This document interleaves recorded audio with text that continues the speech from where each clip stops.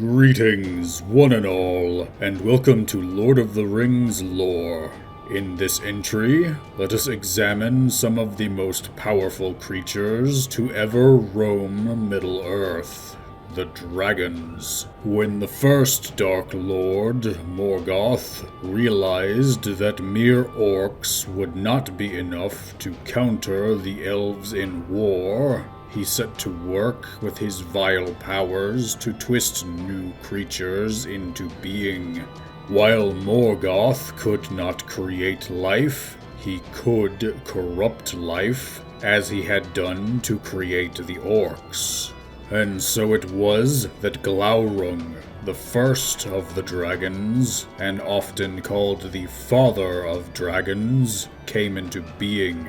He revealed himself when the elves sieged Morgoth's fortress of Angband, and for a time he drove them back, until the elf Fingon rode against him with his mounted archers. Glaurung was still young at the time, and was driven back, much to Morgoth's displeasure. As the first of his kind, he was an experiment in Morgoth's craft, and did not possess many of the abilities that later members of his kind would boast. For instance, he could not breathe fire, and he did not have wings. Those would be features that Morgoth would devise later, though Glaurung had a powerful hypnotic gaze.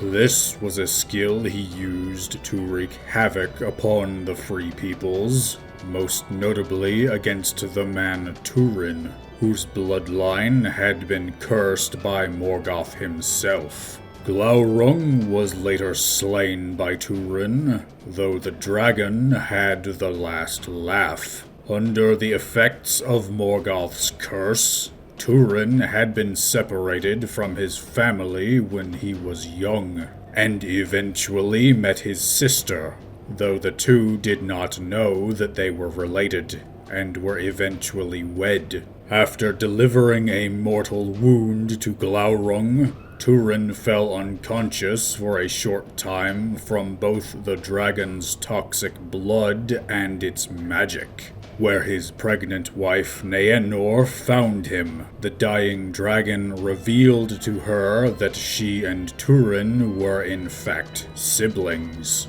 With this realization, and believing Turin to be dead, Naenor threw herself into a gorge where she died, and Turin would later slay himself in his grief.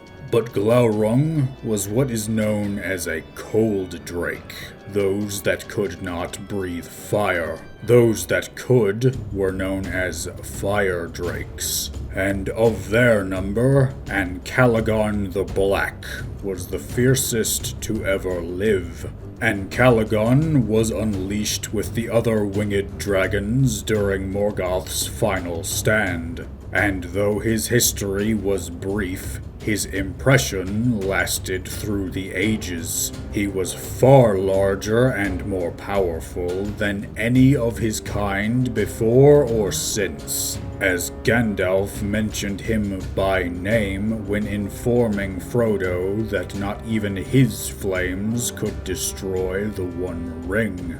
Ancalagon was slain by Eärendil, the father of Elrond and Elros, upon his flying ship Vingalot, along with the great eagles led by Thorondor. When Ancalagon was slain, so large was he that the 3 mountain peaks of Thangorodrim were destroyed by his fall. After the First Age, though, the dragons were bereft of their master, and most of their greatest had been slain. But they were not all gone. They lived in the northern waste, the frozen land in the far north of Middle-earth. 4 of the 7 dwarven rings were devoured and destroyed by dragons in the Third Age, leaving only 3 of their number for Sauron to reclaim. Scatha was a cold drake that lived in the Grey Mountains in the Third Age and delighted in slaughtering dwarves and men, whose hands and heads he would collect. This earned him the wrath of several peoples, and he was eventually slain by Fram of the Eothade, the people who would later become the Rohirrim. Scatha had taken treasures from the dwarves, but Fram refused to return these, instead sending the dwarves a necklace of Scatha's teeth, claiming that treasures such as these were hard to come by.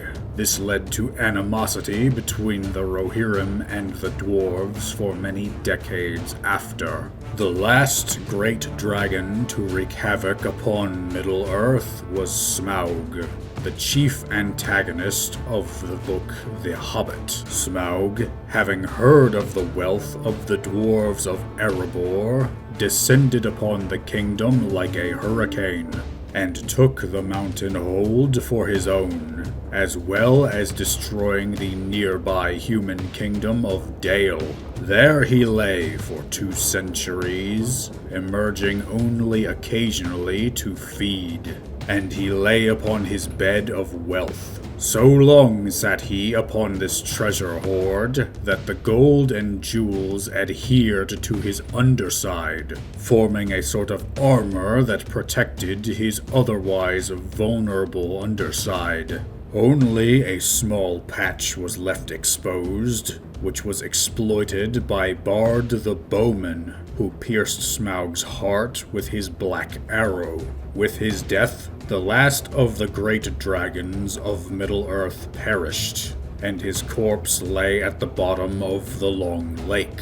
Indeed, Smaug was the chief purpose of Gandalf giving his aid to Thorin upon his quest to reclaim the Lonely Mountain, as he had no wish for Sauron to have a dragon amidst his forces. Minas Tirith would have stood little chance if Smaug were to have participated in the Battle of Pelennor Fields. But what do you think about dragons? The dragons of Tolkien's legendarium were not the benevolent figures of Asian mythology, but more akin to the dangerous and evil creatures of European folklore.